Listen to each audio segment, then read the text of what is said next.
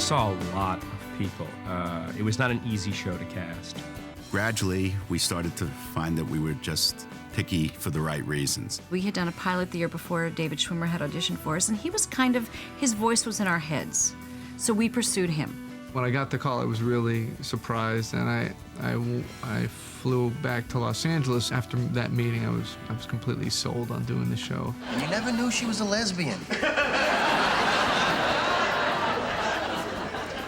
No, okay? Why does everyone keep fixating on that? What's interesting is that for most of these parts, these were the only 6 people who nailed these parts. Okay, Phoebe, you look in the kitchen, I will look in the back closet. I can save you time, ladies. I'm right here. Like Chandler, we saw a ton of people for Chandler, and I thought that was going to be the easiest part to cast because it's a lot of jokes. All right, when was 1990? Okay, you have to stop the Q-tip when there's resistance. I guess my name had been on a list or something, but I wasn't available. I was doing another show. Actor after actor, they're fine, they're okay, it's not funny. We started to doubt the material. We started to think, all right, something's wrong with the character, we need to rewrite this, we need to come up with different things. And then Matthew read it, and it's like, oh, well, there you go. We don't have to change anything, that's it, that's the guy. I'm an actor, I have a process. I auditioned for Phoebe.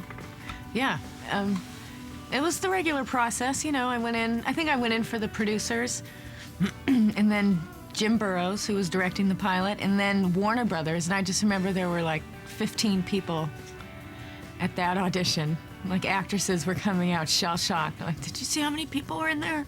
Lisa, we knew from Mad About You. There were a couple of things in Ursula, I think, that connected for us to Phoebe potential, but of course Ursula was, you know, mean, and while she was ditzy on one hand, she was kind of harsh in another, and Phoebe needed to be sweet. Ooh, oh, I gotta go. Whoa, oh, head rush. Oh. One more and then I have to go. Cool. Lisa showed us that she definitely had the sweetness inside of her. You agreed to take me in sickness and in health. Well, this is my sickness. Courtney lent herself to being Monica, especially once we started the show. It was very apparent that Courtney is a person who's in control. People think that I was auditioning for Rachel. I wasn't, but they were considering me for that. But I read the script and thought that I should be up for Monica, so I kind of lobbied for that, and they let me do it. I originally auditioned for Rachel. Oh my God! I'm a woman! But they thought, a little too much penis. You sick bastards! Matt LeBlanc in real life is just your guy's guy, and that's what we needed Joey to be. I auditioned, I think, like 8 times. I had to keep coming back and keep coming back, and the last one I read with Courtney and Jennifer. You need anything, you can always come to Joey. Me and Chandler live right across the hall, and he's away a lot. Rachel was the last we cast because she was also unavailable. I auditioned for Rachel. They wanted me to come in for Monica, but I liked Rachel. I got an interview. Where? Saks Fifth Avenue. Oh, Rachel. Oh, it's like the mothership is calling you home. We understood that what makes a great sitcom is great comedians, you know, and to find great comedic actors is what I think probably prolonged the process as long as it did. We were looking for people who could take the words that we'd written and elevate them. Pivot! Pivot! Shut up! Shut up! Shut up! The 6 of us first met at a table read. A couple of them had met, you know, through the audition process, reading with people, but I didn't meet any of them until the table read. We just all read through the script, and it was amazing. It was, you know, it was sort of the time that I realized the kind of magic was existing in my life. And I remember the first table read thinking, wow, these guys are great, you better pay attention. Just hearing the way everybody, you know, their take on their character, because I read it and I, you know, made certain assumptions about what these other people were, and there were some surprises. It was really fun.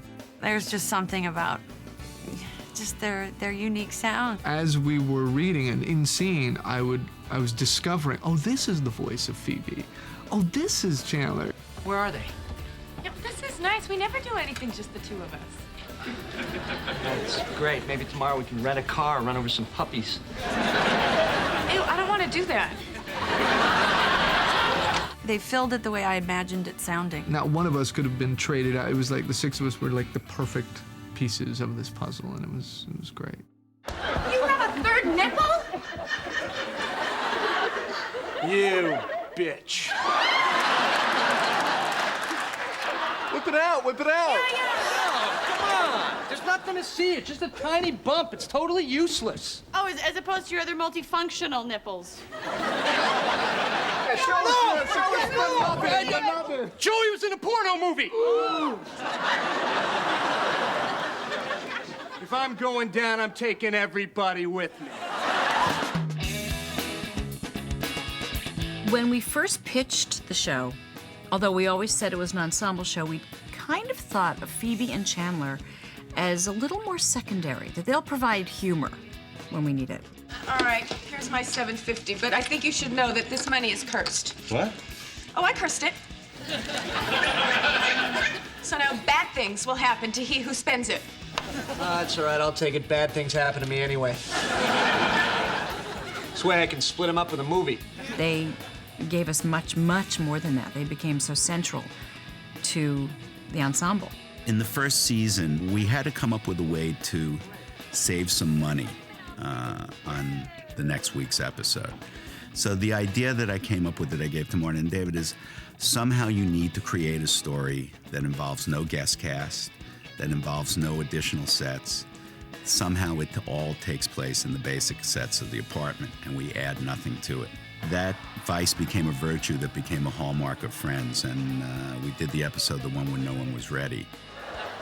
You hide my clothes, I'm wearing everything you own. Oh my God! That is so not the opposite of taking somebody's underwear. Look at me, I'm Chandler. Could I be wearing any more clothes? There was an ease and a comfort and the way they worked off of each other, and you realized there's not a weak link. I think these episodes where it just became about the six of them in the room were something we looked forward to each year on Friends. And I think we did at least one a year. And in some years we started to like the, as we call them, the bottle shows, the show inside of a bottle. Hurry! Monica's gonna make you pack. She's got jobs for everyone. Now, it's too late for me, but save yourselves! We actually started to do more of them, and just found that there was that great strength, and the show was at its best when the six of them were together in one room. What a great night. Chandler can't do it. These guys kissed. What? You guys kissed? Oh, this is huge. No, it's really not huge. And people thinking it's huge has led Monica to believe that we are stealing her thunder, which we are not. Well, we're still talking about it, aren't we? Well, yeah, that and Chandler's problem.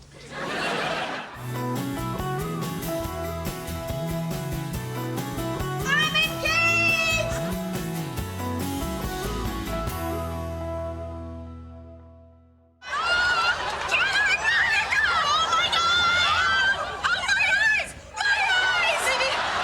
I loved when Monica and Chandler started seeing each other, and it was a secret, and then how everyone found out. You? And you? Yes, but you cannot tell anyone. No one knows. How? When? It happened in London. In London? We were in London shooting it, and Monica's under the covers, and Ross comes in, and I talk to him for a second, and then Ross leaves, and then Monica pops up and says, "Do you think he saw us?" And then we had to hold for 27 seconds. I was so happy that people were excited and surprised. We didn't want to invest too much too quickly because sometimes, on a sitcom, you put people together and it takes energy out of the show. It kind of relieves sexual tension in a certain way. And so we wanted to see gradually how it would go with Monica and Chandler. And I think the period of them keeping it a secret allowed us to see, how much does the audience really love this. We're in a relationship? I'm afraid so. I was really excited to have a storyline that had an arc and that was going to keep going, and I was really happy about that. I can't believe you're gonna ask Monica to marry you. I know. She really planned the whole thing and lit all the candles and decided to ask Chandler to marry her, and she breaks down and can't. It's really hard for her, but that was exciting. That was probably one of my favorite episodes. Monica. Will you marry me? Yes. The show isn't afraid of going for emotional moments, and that sure was a big one. You know, we both started crying, and you know, a big moment was happening for the show. It was fun. It was really nice to go through that whole process with Matthew.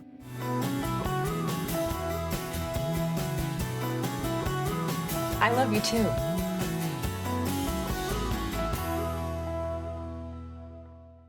I don't know the actual names of the chords, but I made up names for the way my hand looks while I'm doing them. I didn't like the guitar. I wasn't getting it, and so I think I even asked, what if she plays the bongos? Smelly cat, what are they feeding you? In the beginning, we actually had a guitar teacher come in, and it actually, by making her better, it made the comedy not so good. So Lisa was really hurt. I said, you know what, I don't want the guitar lessons anymore. I've learned a few chords, that's enough. That's all Phoebe would know anyhow, so I'll make everything do with just these chords. And she did for 10 years. Whenever I get married, guess who won't be asked to sing? Somebody named Geller and somebody else named Bing! I loved when Phoebe was pregnant and that whole arc. Frank Jr. and Alice got married. Oh my God! Yeah, and they're gonna have a baby. And they want me to grow it for them in my uterus. It was really nice of, you know, Marta and David. They said, look, we hate those shows where, you know, the actor is pregnant and then everyone's pretending they're not. And, you know, you're gonna be like 7 months pregnant by the time we're done. So it's gonna be hard to hide. We've come up with a storyline, and yeah, it was a great storyline. My sister's gonna have my baby! And I also was thinking, oh great, so I don't have to hide it, and that's so good. It's so good. But by the time they got to the storyline, I was starting to show, so I actually had to hide it. And then she was like, you know, having triplets, so when Phoebe was showing, I wasn't showing enough, so I still had to wear padding and stuff. I think there was one show where it was just me and my pregnantness. You look even more beautiful than you did yesterday. Oof. In fact, I'm going to kiss you now. Oh, wait. Yeah, I can't get away with stuff like that. It sounded sexy in my head, so I... Hank is hilarious, and he can do anything. He can just do anything. And I loved you know, the David-Phoebe relationship. I liked it a lot. What are you doing here? I have a question I need to ask you. I have a question I was kind of going to ask her myself. It's also just too exciting that it's Mike for Phoebe and Paul Rudd, he's funny. He's really funny, and he's such a good actor. This is the guy for Phoebe, which is nice because he's normal and cute. That's good too. I'm standing here today knowing that I have everything I'm ever gonna need. It makes me happy that Phoebe's really wrapping up in such a nice, normal way, finally, you know, for the first time in her life, she's kind of normal. So I like that.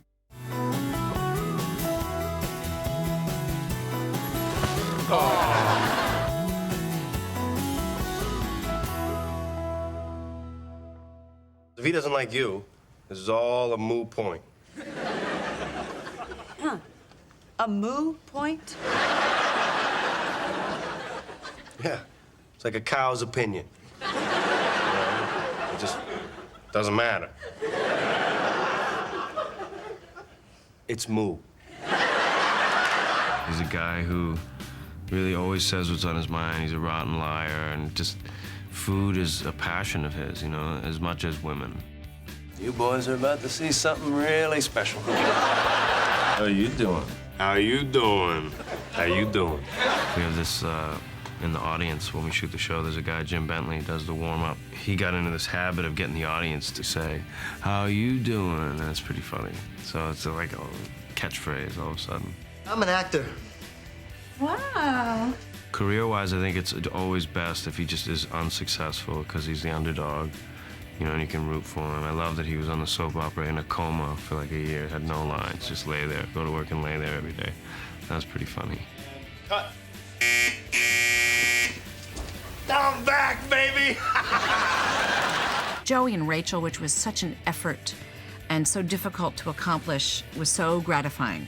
The Joey and Rachel storyline was something that scared the actors very much. Everyone knows that Ross and Rachel are supposed to be together, and we spent 10 years keeping them apart. But to see her with one of the regulars, they don't belong together, that's not right. But I remember we were talking about David Crane, and he said, but it's like playing with fire, and it's exciting to write. And I thought, well, it's great. It's always been you, Rach. I'm pregnant. I love you. I have a very special spot in my heart for Ross and Rachel. I do love you. I love you too, and I am never letting you go again. Okay, because this is where I want to be. Ross used to have a crush on Rachel. We didn't know that was going to be the central romance of the series. And it was just chemistry. It was just seeing the two of them work together, and just something magical happened. You know, you probably didn't know this, but back in high school, I had a major crush on you. I knew. You did? Oh, okay. It's a testament to the writers to be able to find, hopefully, grounded and organic ways to keep that relationship between Ross and Rachel evolving. You always feel a sense of history between these two and a sense of destiny, that these two belong together. I think we want them to be. I want them to be. I've always wanted them to be. As Phoebe said, we're each other's lobster. See? He's her lobster. I've always remembered that because some crazy way it's true. We gave David something physical to do, and he said, no, you got to give me more of that. There was this bit with an umbrella. And you remember my brother Ross? Sure. Hey. That awkward physical comedy because of Rachel in the same room. The thing that appealed to us about David was his quirkiness and in terms of his timing. I used to say this word, hi. Hi. In such a way that I thought all the pain of his existence was going into that one greeting of hi. You know, I haven't said that in a long time. It makes me laugh just doing it. Schwimmer is just perfect. We've just feed off each other.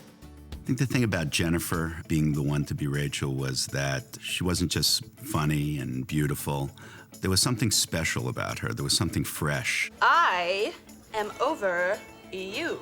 And that, my friend, is what they call closure. She kind of embodied, I think, every male's high school dream of that unattainable prom date. So there was a connection to her. Let's get some frozen yogurt or something. No. A break from us. The breakup, well, that was sort of the beginning of the end for them. I mean, that's the beginning of the beginnings of endings and beginnings. I mean, they've had so many start and stops, you know. Pretty much everything with Ross and Rachel has been just delicious. At the altar. Hi, Ross.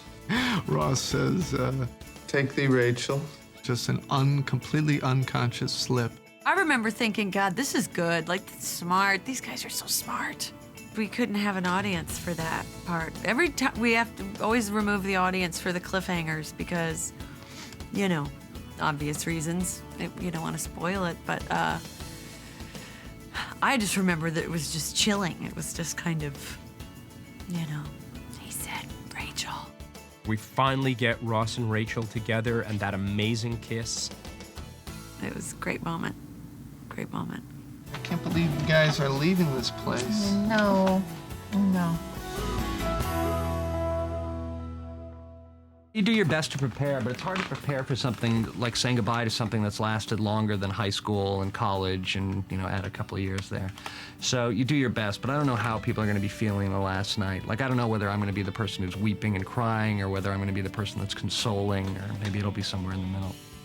I'm aware of it, but as we were reading the script this morning and realized when we come back for Christmas, we only have 2 more episodes to film. It's just, you know, and as we're saying goodbye to each other within the story, it's gonna be crazy. I told them today they should just film the table read because that's as good as it's going to get. They're lucky to get words out of me. I think I'd love to see it end just something nice and funny and warm and simple. I mean, it's like, it's the water cooler show. When people, it's like the way people talk. That is so not true. It all started on the show. 10 years is a long time. It'll be sad, yeah. Just everyone happy and moving on, and we just get a sense that they'll all be okay. I used to say, oh, I think it'd be fun if Monica got really fat and Chandler loved her anyway. And I'd like it to end with a, with a nice semblance of hope for all the characters. I don't. I don't want it to end. It's kind of like an unnecessary evil, though, isn't it? It has to happen. So I don't know. I don't know how I'd want it to. I just want everybody to be happy. We've all gotten 10 years older. The show's gotten a little bit more adult. And while maintaining this kind of just general theme of being funny and being kind of, you're going to laugh at when you watch an episode of Friends, but the laughs still surprise you. You're like, whoa, did he actually just do that? And that's what's been the magic about it. Who'd you miss the most? Monica. Gotcha. The cast I'll miss the most.